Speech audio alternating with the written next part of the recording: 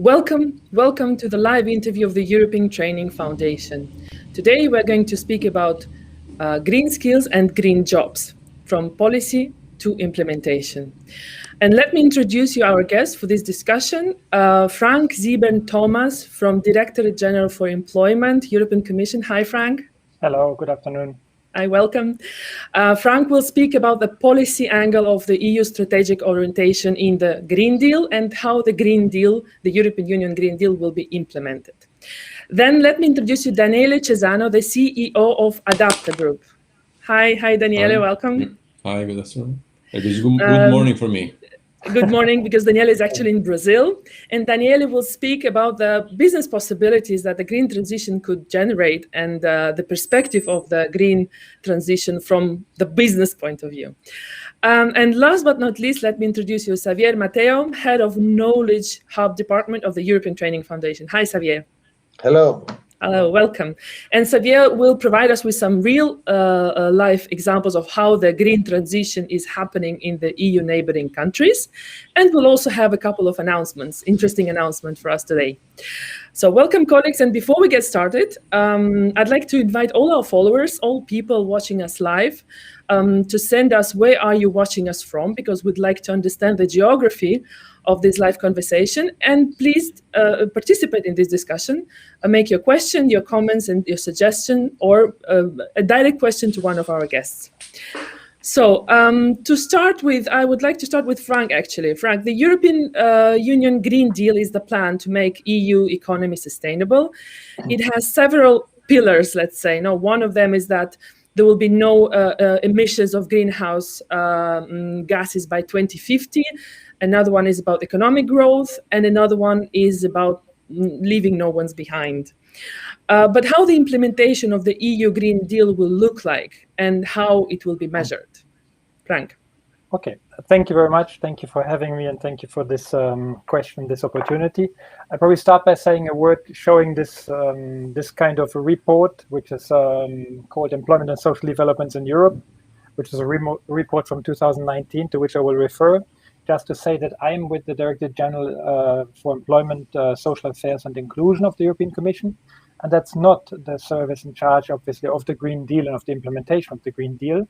But we are fully involved, like many other services, in its design and its implementation. It probably shows already that there is a link with the issues the questions you're bringing up here, so regarding employment skills or social issues. As you said, the Green Deal, which was adopted in December 2019 at the start of this new commission, as probably one of the, if not the key priority of this commission, set out to define, present a new growth strategy, and it put at the center, in the very first paragraphs, if you read it, citizens, people, regions, so all those for whom this Green Deal is there. And it put a central focus not only on what you mentioned, obviously the climate and energy targets, GHG reductions by 2050 towards climate neutrality, but it also put at equal footing concepts such as fairness and prosperity, which let's say guide our work. So in that sense, and this was already present before the Green Deal, European climate and energy policy has always been understood to have to integrate the social dimension from the outset. Otherwise, it wouldn't work.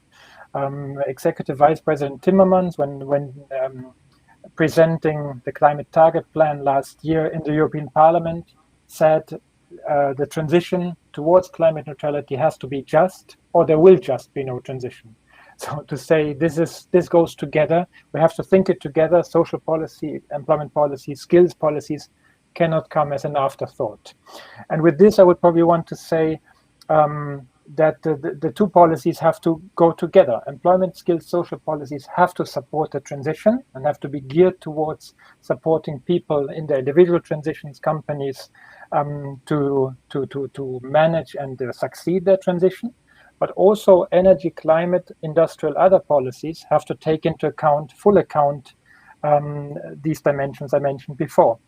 And why do we say this? And this is things we do write in our reports. We make clear that climate inaction, not doing anything, is not an option. it would be worse. There may be negative effects or adjustment problems, but this is not an option.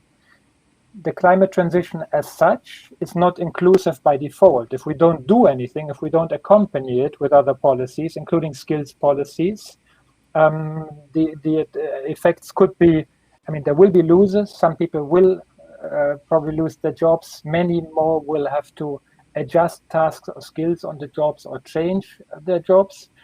So this needs to be accompanied. Otherwise, we won't be inclusive. And people may also be, that's another element, facing, let's say, difficulties to pay energy bills, what we could term energy poverty.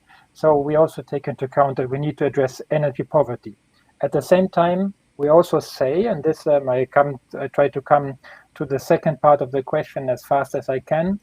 We also recognize in the Green Deal that this is our key tool maybe to create new jobs. So there's huge potential for job creation and business development in new areas, not only in Europe, but in cooperation, and this is part of this debate today, other parts of the world and the neighborhood and beyond, obviously. And this is, we can come back on this maybe.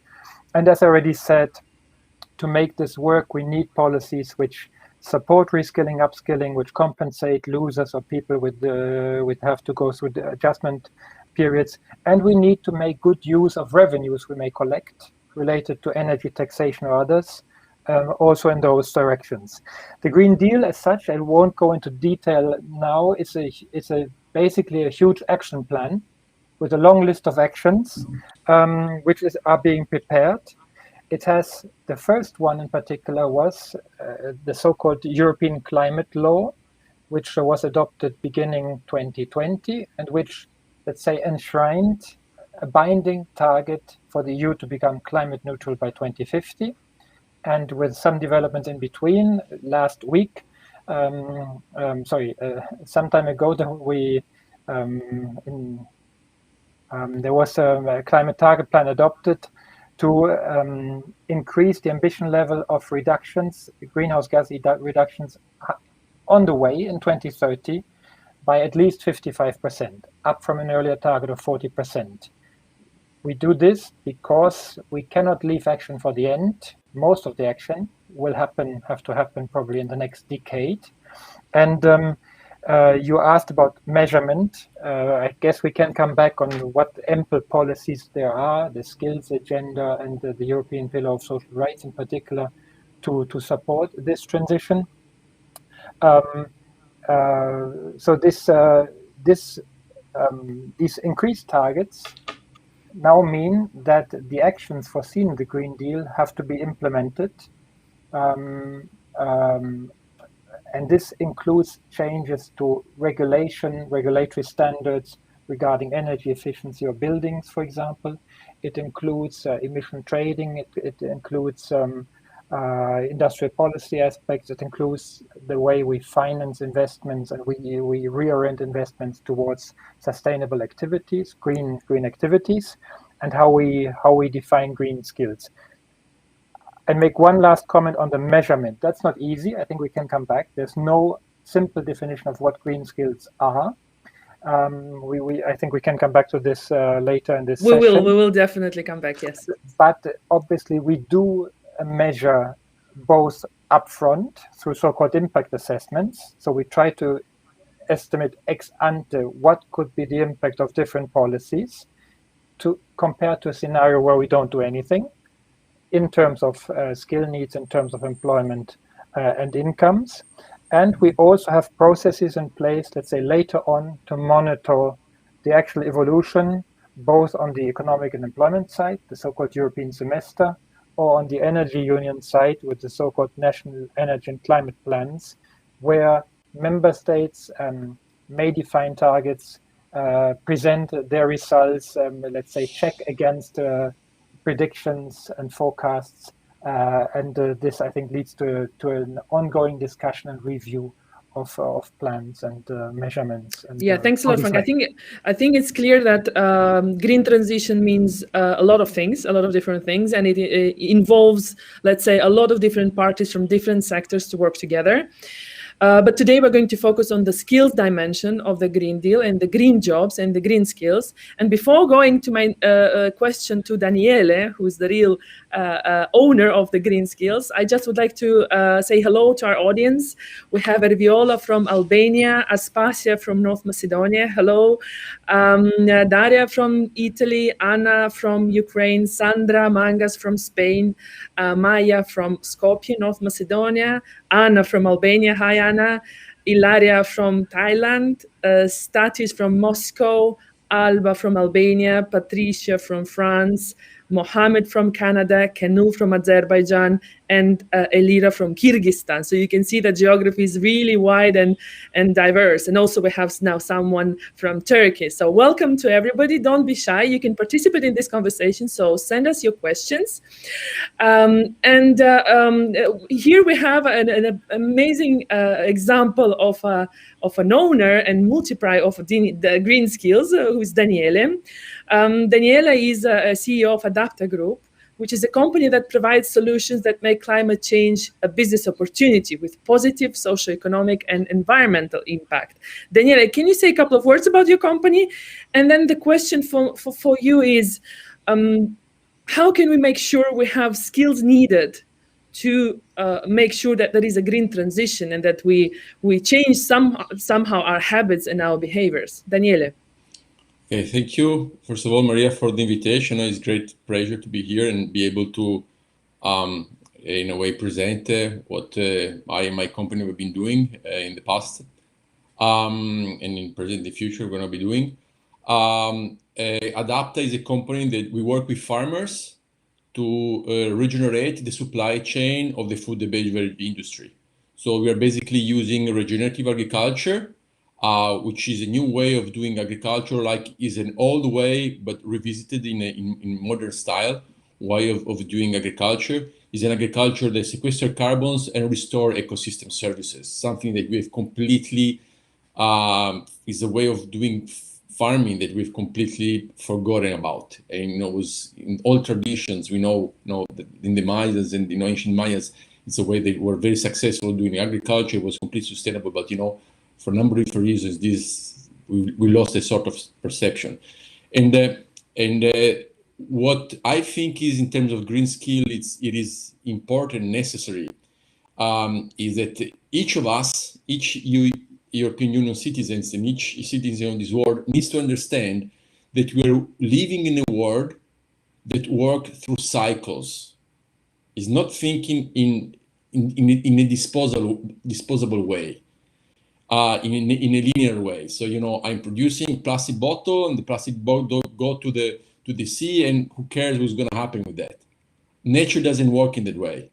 So so the first basic point, in my opinion, is that from kindergarten to primary school to university and to in the real life through their jobs, we should always be aware that we are living in a living system that works through cycles, and every action we take has to take into consideration these sort of cycles.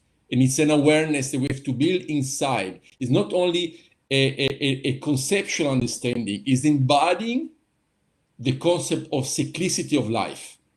So for me, this is the most fundamental thing that we need to have in the transformation of our economy, in this new climate economy, let's call it. Daniele, but do you think that it's already somehow happening in the education systems? No, it's not happening, unfortunately. Because it's not happening because, for example, I've been working with sustainability for basically 30 years. And I was a consultant. I've been a consultant for like almost 30 years, but then a few years ago I bought a farm, and then now I'm a farmer as well, a regenerative farmer. I do sustainable agroforestry, and that is giving me a completely different embodying of what it means cyclicity, the cycle of lives. So this sort of practical approach is something that our universities needs to take into account and transform substantially the way in which we train people, from high school, kindergarten to university. It has to be very much applied and really embody this concept of cyclicity, of cycles, of life cycles, nutrient cycle, water cycle, cycles of energy, which we often forget. We are coming back to this aspect of education and educating about green skills. And I'm going to have one specific question for Xavier about that, but I just wanted to say hello to, we have some new countries coming. We have Egypt. Hi, Dalia. We have Aguzjan from Turkey, Giovanna from Serbia, Iris from Albania, Kaya from Bahrain, Polina from Bulgaria. And we have one amazing question actually coming, but I will come back to it later on. And just to say hello to Rui from Portugal and Arafat from Palestine. So, Xavier, what about EU neighboring countries? We have followers watching us now from several of those. How are they affected by the green transition? And could you give us some real examples of innovation already happening in green skills in EU neighborhood? Xavier. Okay. In the neighborhood, there is those issues that we are talking: climate change, environmental degradation, loss of biodiversity, are happening the same, because these are global challenges that are already having an impact in the livelihood and of all the societies in the world. So in those countries, there is the countries surrounding the European Union, that's what we call neighborhood. Sustainability is a key objective already at national development strategies, and having equal importance as macroeconomic stability or a business-friendly environment. This is at the strategic level. So this is at the policy conscious level. The other thing is to which extent this is applied in reality. The Green Deal, the European Green Deal, is increasingly guiding all internal EU policies, including all those that refers to skills and to education and training, like the new European Skills Agenda, the Vocational Education and Training Recommendation, the so-called Osnabrück Declaration. This is a kind of a commitment of all the European Union member states in order to improve the skills development and the vocational education and training systems. And there's more regular recent strategic framework for European cooperation in education and training. All these documents recognize the rapid shift towards climate neutrality and the digital transformation. And this is how this changes the way we work, learn, take part in society, and lead our to everyday lives. So young people need to be well prepared, and adults need to upskill and reskill to adapt to those changes. But the European Green Deal also applies to European Union external policies and instruments. So how the European Union is helping all those countries in order to also improve their situation in these policy objectives.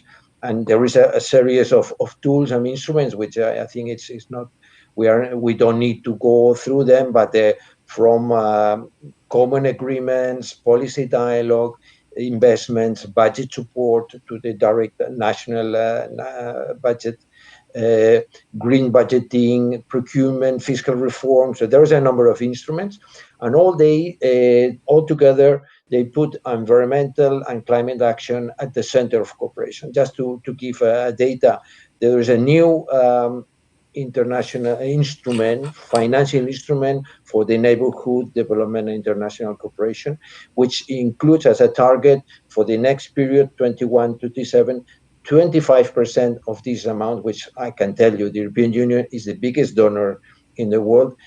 25% of all this money is going to be dedicated to action supporting climate objectives. So I think in that sense, there is this is going to support the homegrown policies of countries in order to reach those policies that they have already all identified as important. But you were asking for examples of real life green jobs. You want me to reply now? Yes, please. Well, ETF, we have launched what we call the Green Skills Award, which is a kind of a call for good practices, trying to showcase examples of tried and tested method as well as innovative approaches to skills development supporting the green transition. And we have already, this was launched in February, and we have already selected some of 11 cases that we have found that they are useful to, because they provide ideas and inspiration for education and training policymakers and practitioners in the European Union neighborhood and beyond. These 11 cases that we have selected will be are for applicants to this call, and they all consist of stories about how education, training, and skills development are supporting this shift towards sustainable, clean, carbon neutral, circular economies and society. These 11 cases will be presented in a conference that we are organizing together with UNESCO, the European EBRD, the European Business Bank for Reconstruction and Development, the International Labor Office, the UNICEF, the United Nations for children and education, and we will organize a conference on the 25th of June where all these will be presented. The conference is about building lifelong learning systems, skills for green and inclusive societies in the digital area. Well, these 11 cases, you can consult them in our website, and if you want, I can say something about them. But they just are maybe you mention the countries so people from those countries can say, yeah, okay, we have a case. So there's Albania on how to make greening the shipment professions in the maritime sector. We have Azerbaijan on public-private partnerships for engaging green skills in the energy industry. Belarus for equipment trainers and up-to-date knowledge on green technologies. Belgium on preparing vulnerable groups for new green professions. India, where there is an Institute of Vocational Education which is doing schools, introducing schools with green skills into their curricula. Italy with greening textile and fashion industry. Palestine, which is working on vocational education center offering green energy curricula, solar panels and so on for refugees in Gaza.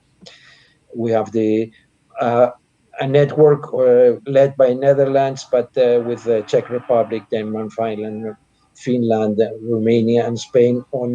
It's a European platform for urban greening, which has some specific public-private partnership for innovative curricula with green skills. Turkey, with also a school raising awareness and the impact of online learning on environment, is working very much with students who combine coding with awareness on and measuring carbon fingerprints.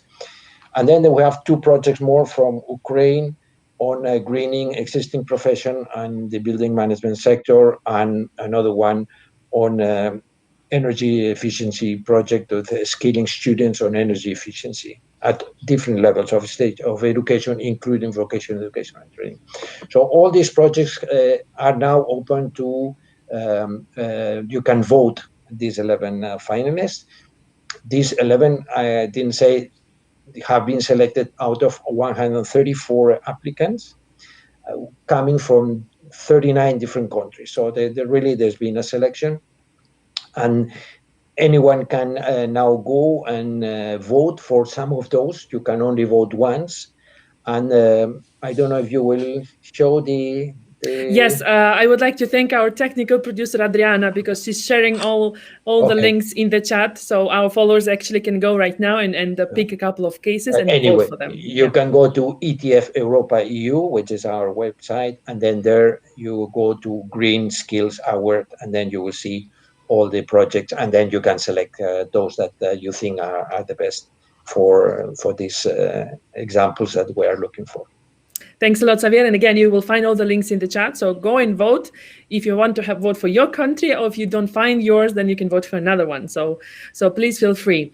There is one question, but it's come actually from two different angles, and I would like really to tackle it. So there is a question from Turdubaeva Ilira from Kyrgyzstan, saying that our mountain lake Isyk-Kul is becoming polluted. People are leaving trash into the lake. How we can give its ecosystem and make it clean through education, public campaigns, ? And then the same Isyk-Kul is mentioned in another comment of our followers from, it's also from Elida, that the Canadian company, a company from Canada, has been doing mining in the region, and it affected severely the ecosystem of the lake. So question, is education able to help in this kind of ecological crisis or not? Who wants to take it? I think that the education can contribute to that. I think it's not the reason why those problems are taking place. But of course, in the solution, we need to have on one side awareness of the public and the different citizens. I can go afterwards a little bit on that. And then there is a number of processes, production processes that are impacting directly into these two examples of pollution, where of course an improvement of those production process will help to reduce a lot this impact. And in this, which has technological and has also economical consequences, there is of course a dimension of how to do it and the skills that are needed to do it properly. And in that respect, education can help. But it's part of a broader effort where there is a number of actors that need to be working together in order to these things take place. Daniele or Frank, do you want to add something to what Xavier just said? Well, I think education is much longer term. It is a matter of generations, unfortunately. And I don't know actually if we have to do it. It's like Frank was saying, there is no question. I mean, there is no option. The thing is the time. Time is ticking and we don't have time. One thing that I would like to pinpoint here in this respect is the unforgotten role that nature has in recleaning the world, really in cleaning the world. And especially the role that land management and especially the management of agricultural fields have in restoring ecosystem services. Because today our agricultural fields, they're polluting the environment. While the only way in which we have to sequester carbon for the atmosphere are either through forests or through agriculture. We talk a lot about renewable energy and energy efficiency, which is a decarbonization of our economy.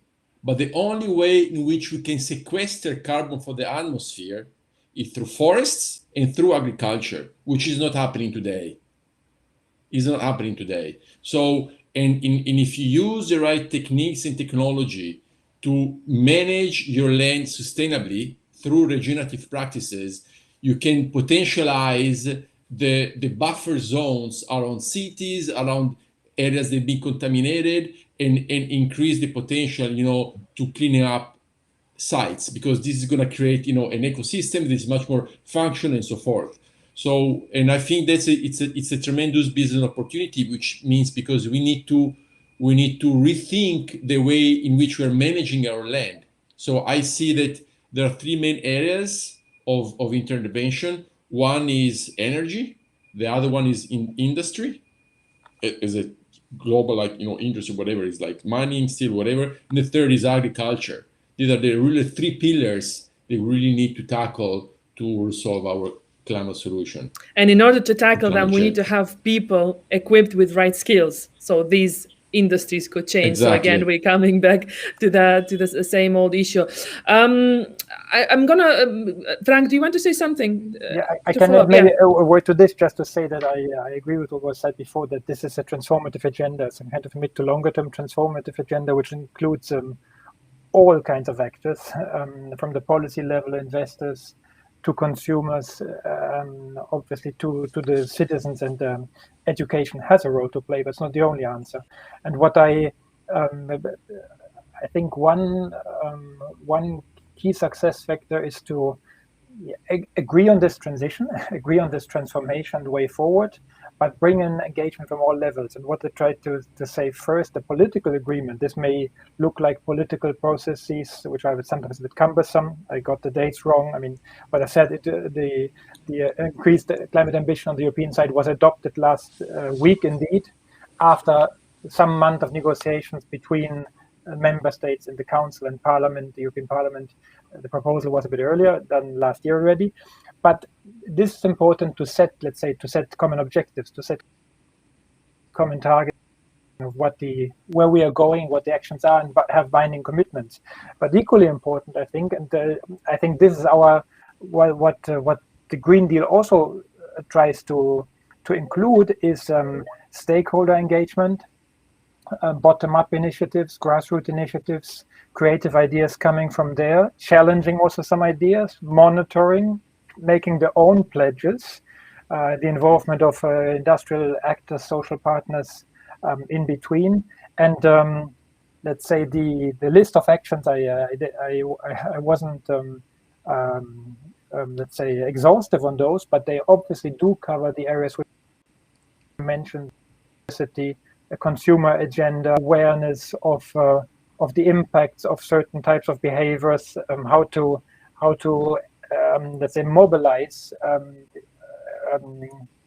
behavioral changes as regards the mobility behavior or other consumption behaviors, and all of this goes together. So, and I think I will drop the word climate pact if you want. One of the key initiatives under the European Green Deal is what is being called the climate pact, which is mainly a huge kind of an idea to try to create a big network platform, bring in all actors, make clear that this is their agenda, and exchange as much, raise awareness, exchange information for everyone to be on an equal footing when it comes to the impacts of climate change, etc., environmental degradation, have comparable information, but at the same time give everyone the chance to network, build their alliances, and make their own pledges and bring in their own ideas. And this is a process which has started last December. Everyone is invited to participate. And I think that's equally important. And education, obviously, in the longer, mid to longer term is one central element too. Thanks a lot, Frank. Thanks a lot for this follow-up. Just to address a couple of issues we've got in the chat from the followers. The recording of this conversation will be available on Facebook, LinkedIn, and YouTube, so no worries about that. And then there is one very technical and practical issue. Actually, I think it will go to Xavier from Sandra Mangas. She is saying, as a teacher, I would like to know which skills do you consider green? I mean, we have a framework as reference for digital or entrepreneurial skills. Is there a framework for green competences? And do they differ a lot from those digital or entrepreneurial competences? Thank you. Xavier.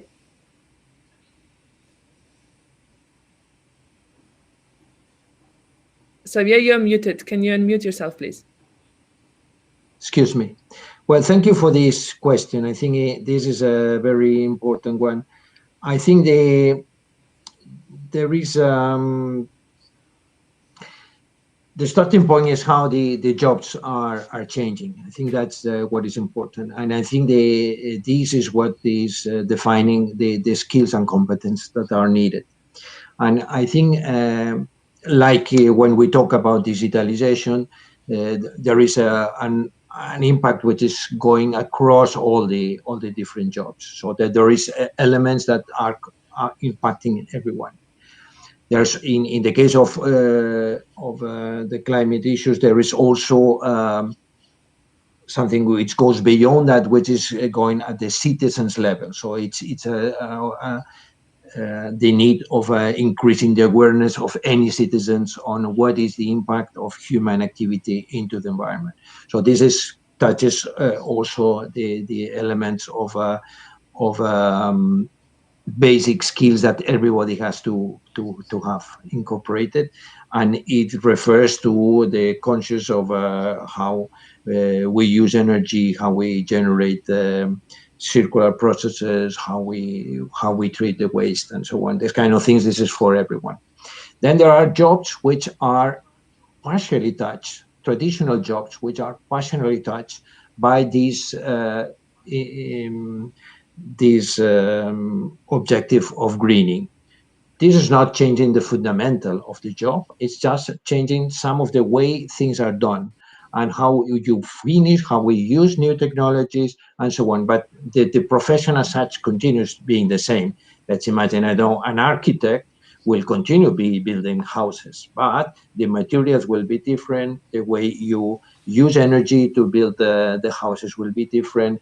The way you foresee the energy saving in the new buildings will be different, but still the architect will be basically someone who designs a space and designs how to build this house. This will remain the same, but the technologies and the methods and the consciousness will be different.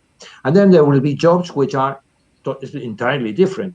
So if you are working in renewable energy, for sure, and you are developing, I don't know, solar panels, of course, this is a job which is entirely concentrated on the objectives of the green. And in those cases, there is also technical competences that are and skills that are needed, and which is specific from the green. So I think that are these three different levels. Then there's another thing, which is there will be job creation and job destruction. That's something which will take place. So in this respect, there will be people who need to adapt their jobs in order to keep in the labor market. No, it's what we call the reskilling and skilling. There are people who will be losing their jobs totally, so they will to change completely their job. And in this case, the process of transition is longer. And then there is the type of training and education and training that you do for the young people who are entering the labor market for the first time. Then we are talking about different profiles where they, together with the jobs, the skills and competences referring to the profession, there is already this incorporation of all these aspects that are touched by those greening of the economy. I don't know if I've answered. Yes, Sandra. I don't know if Daniele or Frank wants to add something to this. Yeah, well, I think what's important is to make a distinction between your job life and your private life. That's when the real change happens. So you need to live, think, and work sustainably.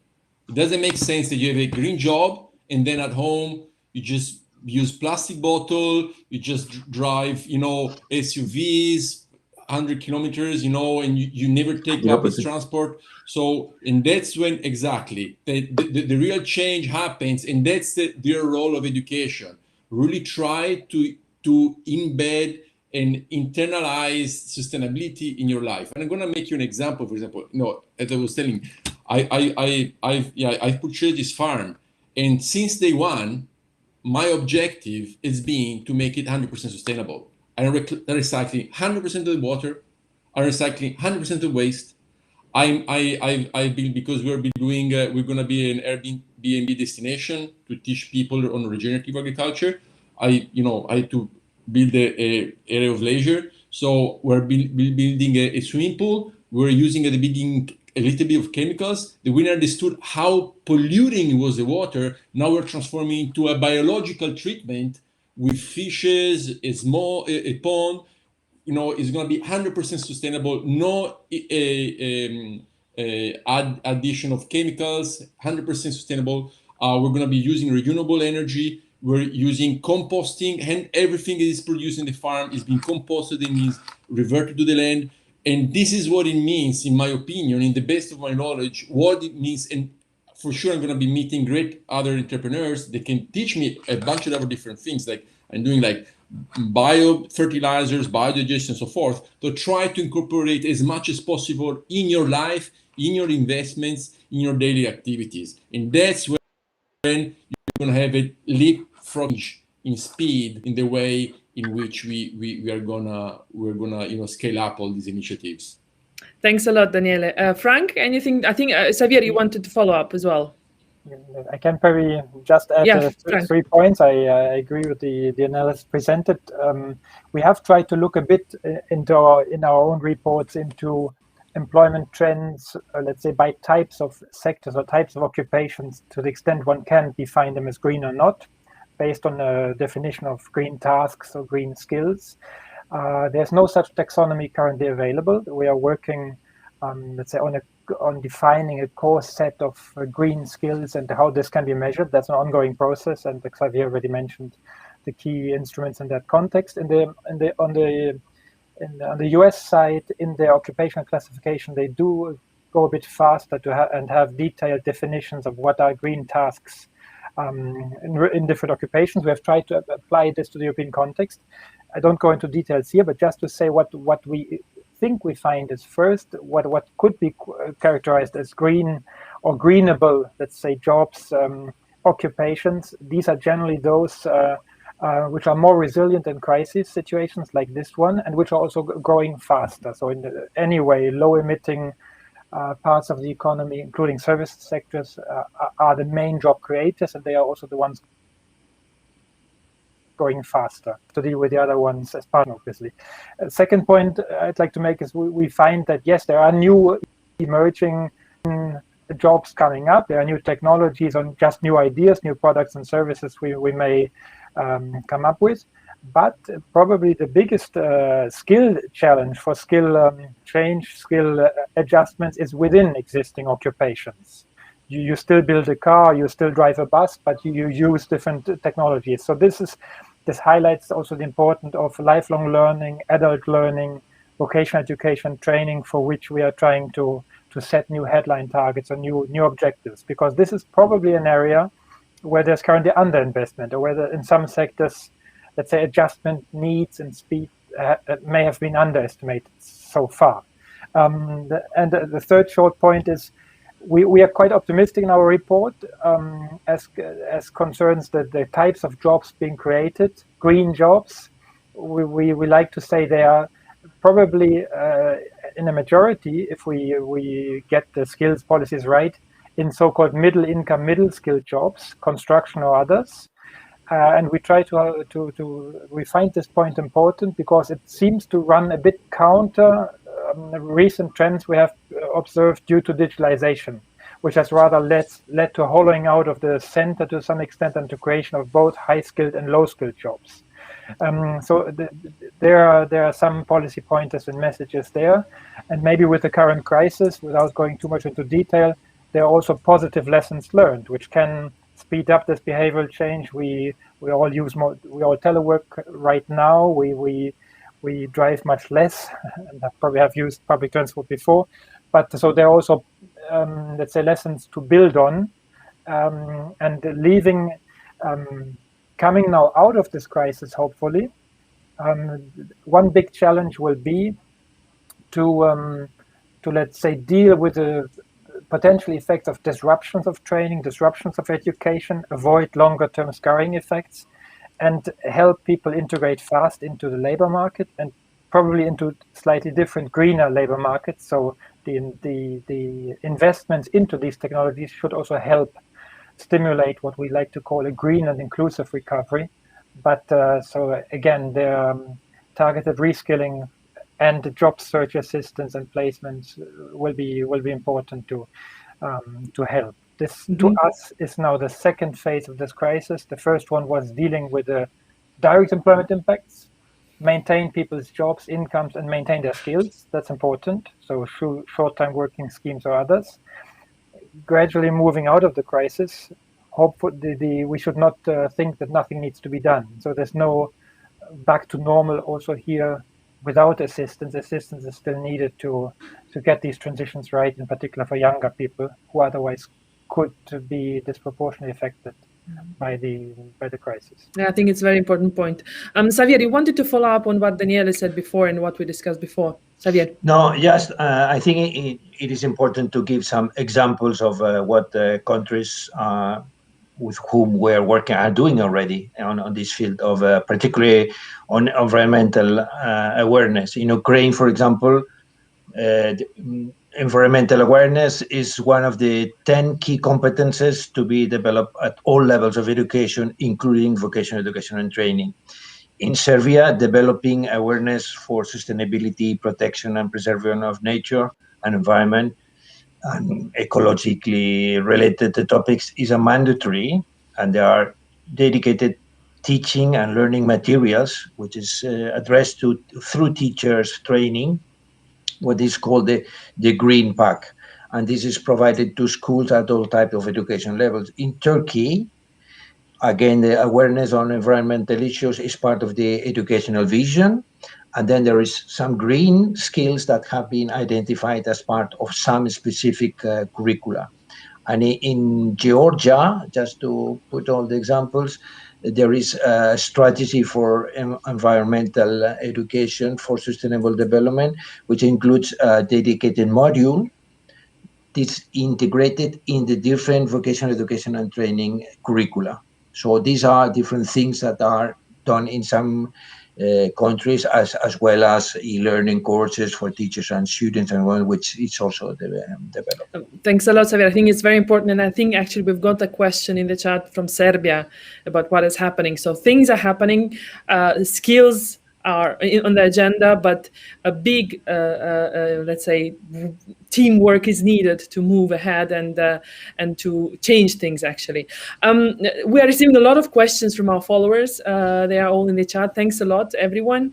There is one comment and one question. One comment from Azerbaijan I'd like to take, and one question from Central Asia. So a comment from Azerbaijan comes from Farouk.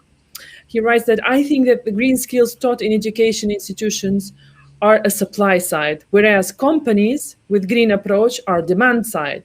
So if some eco problem prevails in certain country, education programs can't tackle it itself. I mean, if there is not a policy agenda and mechanism in place to cope with this problem, companies not working about it, those skills are not going to be used. So this is more, let's say, about involvement of a business side. I don't know, Daniela, do you want to say something? Is it difficult to get business side on board when we speak about green skills? Daniele? Here we're talking about what is called, we call market maturity. So, well, I've been doing this work for about, 20 years. I've been working in the regenerative agriculture space for 20 years. And we've been struggling a lot in getting funding, in getting our voice heard. And now, over the past 5 to 10 years, I would say 5 years, all of the big corporations, you mentioned it. I mean, the biggest corporations, they started saying, now I'm going to be sustainable. Now I'm going to be using regenerative agriculture. Now I want to be carbon neutral by 2050. Why? Because even though we were screaming, we were battling, that was the right thing to do, but the market was not mature. The market was not mature. And the market maturity, first of all, developed through consciousness and understanding the problem and addressing the problem. So you're going to go through a big wave, a period of time of friction, because you have to fight, unfortunately, against lobbies and interest. They don't want to leave space for innovation to happen because they make money in the old way, unfortunately. I mean, the reason why we got to this point is because a lot of people have been making money using fossil fuels and making plastic bottles. So, and it's a lobby and they don't have an interest to change. So now you come as a lobbyist, an NGO, as a change maker, and it's very difficult, struggle with that sort of discussion. But then the policymakers come in, and then the big corporations come in, and then boom, the market is ready to change. But then you don't have the skills. And then you have to hurry up and rush to build the skill that you need to do the transformation to 2050. So in those conditions, I would say, unfortunately, is not a mature market, and I would say politicians, they believe in sustainability, which unfortunately in many countries in transition, in developing countries, is still, unfortunately, is a reality. To really have politicians that know that sustainability is not like being a hippie, is the basic of our a functional economic system. Is the basic, is the ABC. Unfortunately, in many countries, we don't have that. Thanks a lot, Daniele. Thanks a lot for your opinion. And by the way, I want to invite Farouk to have a look at the one of the finalists of the Green Call, which is from Azerbaijan. It's a very interesting story. Frank, is there something about the involvement of private sector in the EU Green Deal?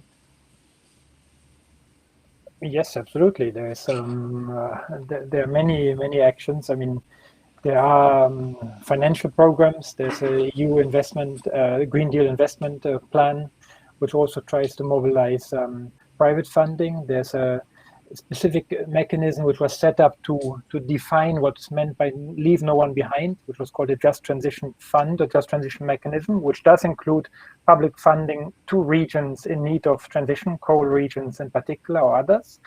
But let's do want to leverage private investment, without which these kind of huge investment volumes needed will not work. And the so-called recovery plan, which we're now implementing, whereby the European Commission provides direct grants to member states for investments and reform packages. That's something in the making now and being assessed soon. Yes, it's also public contributions, public funding to large-scale investments, infrastructure and others, but which have environmental conditionalities, which have to show that they do contribute to this climate transition. So we try to build an incentives, and I fully agree with what was said before, that investors or consumers or others are drivers of change here. There are many other actions I don't mention now, like obviously the circular economy, industrial policy action plans, all of those, the private sectors, industrial sectors are key. But I just want to make one last point, that there's also a role of regulatory standards and how standard setting can drive certain behaviors. So, for example, what we are working on in this area of consumer packages, sustainable product policy, and so on, corporate social sustainable corporate governance, is to also make it mandatory for certain types of companies to report on their environmental performance, on their impact of climate, so of their business model and of their investments. And this is something which, let's say, is part of this Green Deal, and which is also being seen as one driver. And this includes, let's say, reporting obligations or accounting obligations also on financial institutions and investment funds.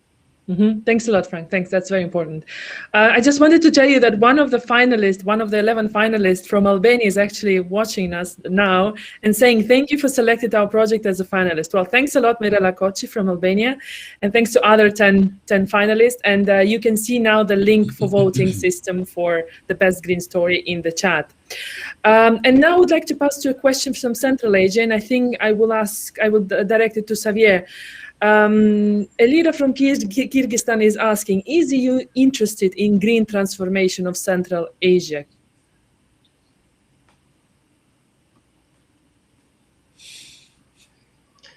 Yes, the answer is yes. I think the EU policy is considering that these are global challenges. So I think this refers to all the countries at the same time. I think it's not simply that, of course, Daniele was talking before that about how to. I think he was talking about how to fix in carbon into a process, and they say that this is forest or agriculture. The other side is how not to produce more carbon emissions. So these are the two sides to work, and I think this has impacts also on how you do agriculture, or how you do other processes that are very much embedded into our lifestyle. And this impact plastic use of plastic and so on. And this is everywhere. I mean, this is not something that only happens in Europe. So for sure, I think this is part of the commitment of the European Union, is to really moving and being acting globally. From the vocational education and training system, the policy is clearly incorporating in a very with a very strong emphasis the idea of internationalization of vocational education and training in both directions of using good examples from the European Union in other parts of the world, but also considering those global aspects that have to be, there should be a better cooperation between the systems in countries in Central Asia or elsewhere with the European Union in order to have mutual learning and improvement together. Thanks a lot, Xavier. I think we have 5 minutes left, and I would like to raise one last question with you. So the Green Deal was created before the COVID came in. Now, 2020 was really a game changer. The global pandemic of COVID-19 came in, and what came afterwards is one of the biggest economic and social crises since the Great Depression. Question to all of you: what the COVID did to the green idea and the green plans of European Union, or what, let's say, is the focus changing now? Is it more or less important, the green transition? Frank, let's start with you. No, the focus is not changing, and it's, if anything, more important than before. There was probably a moment of hesitation, or a moment of, let's say, because those two events coincided. The Green Deal adopted in December 2019, early 2020, the outbreak of the pandemic. So as of January 2020, the Commission also, and you can share a link with a, let's say, timeline of coronavirus response, Yes. the focus on health-related issues and research. But I think after this, it's understood that this had to be the priority of policy to address the direct health effects and social economic effects of the crisis. It was clear that there's no different way out there, and it's not conflicting objectives. On the contrary, as I said before, to get back to some kind of green and inclusive recovery, we need to invest in this. We need to make it even more ambitious than before. That's what we did. The timeline was not changed. The implementation of the Green Deal is on track as foreseen before, so it has not changed. There's an additional recovery plan which puts more emphasis, and there are higher thresholds for climate-related expenditures in all programs. So in that sense, I think it has not changed. And there's probably what I said before, on top of the lesson learned, that what Daniele, I think, was referring to, a lesson learned that many of us have, at least for some time, lived differently than before, have learned that there are other also benefits of living differently, hopefully not in a crisis context much longer, but which let's say, make it more realistic or credible to consider building back better, returning to a new normal, which is not the old normal, which is not business as usual, but which is some new way of doing and of getting this, let's say, bridging this gap between planetary boundaries on the one hand and social needs on the other, which both are highlighted by these crises, which are also interlinked to some extent. So Frank, if anything, green focus became even bigger in EU policy agenda. Okay, Daniele. Well, I would say what has helped me think as an entrepreneur, the COVID, is that if we take for real the scenarios, the worst scenarios of climate change, this isolation is going to be the norm in 50 years, if we're going to get to the level, because of hurricanes, because if you don't have a way to find a cleaner way to fly, for example, I'm pretty sure we need to make a decision to stop international flights. Just it's going to become extremely expensive to fly. So the amount of hurricanes are going to overcome the pace at which we can reconstruct roads. We can reconstruct everything that's been destructed. So this isolation can, I don't know if it's going to be it will, but in the worst case scenario, it can be the way in which we can live, we will live, which is a disaster. So, and for me as an entrepreneur, is being a push to really try to work much harder to make the change happen much faster. Thank you. Thanks a lot, Daniele. Xavier. Just a couple of ideas. I think in general, the pandemic has accelerated and intensified the transformation of societies and economies. And if there was a potential risk of, for example, digital divide, this has been increased. So the people who had access to digital education, to good networks and connectivity, have even taken advantage of the situation of being with their parents, doing their work home at home, doing activities together, connecting with friends, and so on. So they have even been good times for them. At the same time, there's been many people with bad connectivity or being alone at home, just playing video games, perhaps, and when they have connectivity, which really had been a loss of time in terms of learning pathway. Similarly, we could say for the issues related with the climate challenges. And here I want to simply say something about what Frank already mentioned before on this not leaving anyone behind. I think what we see now is that the situation that there is this objective. There are ideas of how to increase lifelong learning and how to really extend the benefits of lifelong learning to everyone, particularly those that will be more touched by those transformation processes, which is not the situation before. I mean, lifelong learning has been as a principle for many years already in the agenda. Who benefits more about continuous training, for example? Well, the more skilled people. It's the lowest levels which are less beneficiaries of those policies. And in this situation, it will be the same. I think what is clear now, one of the challenges for education and training is to reach all potential learners through the mobilization of different actors in policy design and delivery, making learning pathways more flexible, recognizing the learning that takes place in establishments which are non-formal or even informal, motivating and guiding learners to engage and complete skills programs.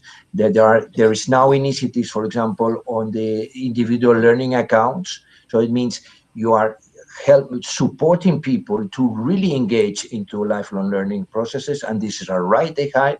And if they don't do it, really the consequences are great, because probably they will be out of the new environment that all these changes will bring.